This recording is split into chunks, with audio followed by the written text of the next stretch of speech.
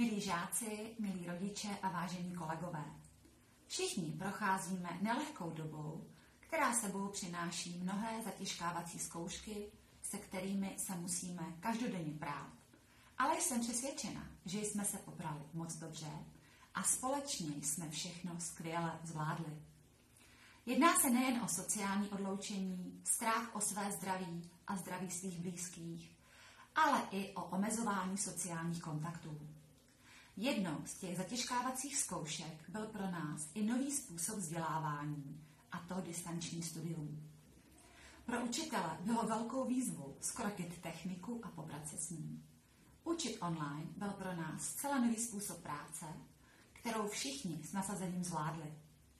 Učitelé trávili hodiny a hodiny času u počítače, aby se informace k žákům dostaly.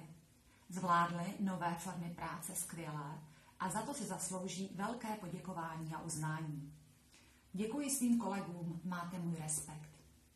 Vy, milí žáci, jste určitě problémy s informačními technologiemi neměli.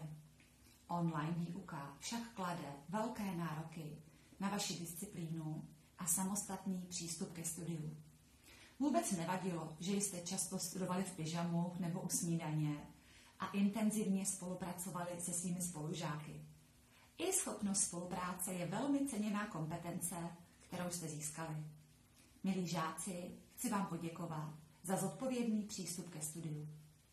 Samozřejmě nemohu opomenout rodiče, kteří vás podporují a vytváří podmínky pro vaše vzdělávání.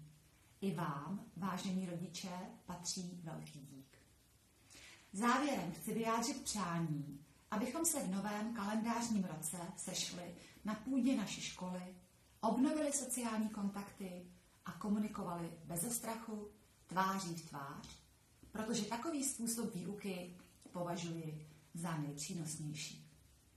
Dovolte mi, abych vám všem popřála krásné prožití vánočních svátků a úspěšný vstup do nového roku.